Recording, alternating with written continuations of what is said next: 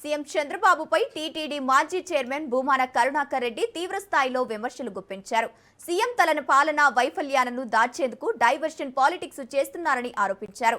YS కుటుంబంపై జరుగుతున్న ప్రచారాన్ని ఖండించారు. రాజశేఖర్ రెడ్డి ప్రజల గుండెల్లో చిరస్థాయిలో నిలిచిన నాయకుడని పేర్కొన్నారు.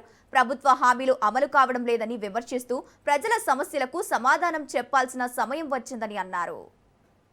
ముఖ్యమంత్రి చంద్రబాబు నాయుడు గారు తన పాలనా వైఫల్యాలని కప్పిపుచ్చుకోవటానికి ప్రజలకు 143 వాగ్దానాలు చేసి ఏ ఒక్క హామీని కూడా నెరవేర్చకుండా ఆ హామీల నుండి ప్రజలను డైవర్ట్ చేయటానికి ప్రతి వారము ఏదో ఒక రకమైన డైవర్షన్ పాలిటిక్స్ చేస్తూ గత 3 రోజులుగా జగన్మోహన్ రెడ్డి గారి వ్యక్తిత్వాన్ని పాతాళానికి తొక్కాలా అన్నంత హేయంగా ఆయనకు కావలసినటువంటి మనుషుల చేత అత్యంత నీచానికి ఒడిగడుతూ రాజశేఖర్ రెడ్డి గారి మీద, జగన్మోహన్ రెడ్డి గారి మీద, రాజారెడ్డి గారి మీద అల్లుతున్నటువంటి కథలు అన్నీ ఇన్ని కావు. చంద్రబాబు నాయుడు గారు తానేదో దైవాంశ సంభూతుణ్ణని భావించుకుంటూ ఆయన పలుకుతున్నటువంటి నీతి మాటలన్నీ కూడా అన్నీ ఇన్ని కావు.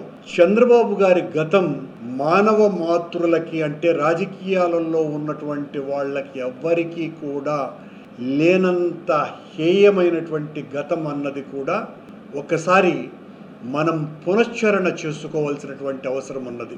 మా నాయకులను గురించి మాట్లాడేటువంటి చంద్రబాబు నాయుడు గారు ఆయన తొత్తులు, మీ నాయకుడి యొక్క గతం ఎలాంటిది, మా నాయకులను గురించి పనిగొట్టుకొని అబద్ధాలు రాస్తున్నటువంటి మీరు నిజంగా రాజశేఖర్ రెడ్డి గారు అంత దుర్మార్గుడిగా మీరు చిత్రీకరిస్తుంటే ఆ మహానుభావుడు చనిపోతే 670 మంది పేదవాళ్ళు వాళ్ళ గుండెలు పగిలి ఆత్మహత్యలు చేసుకున్నారు. చరిత్రలోనే లేదు. అది ఒక్క రాజశేఖర్ రెడ్డి గారికి మాత్రమే చెల్లింది. అంటేనే రాజశేఖర్ రెడ్డి గారు ప్రజల గుండెల్లో ఎంత చిరస్మరణీయమైనటువంటి స్థానాన్ని ఏర్పరచుకున్నారు అనటానికి ఇంతకంటే ఉదాహరణ మరొకటి లేదు.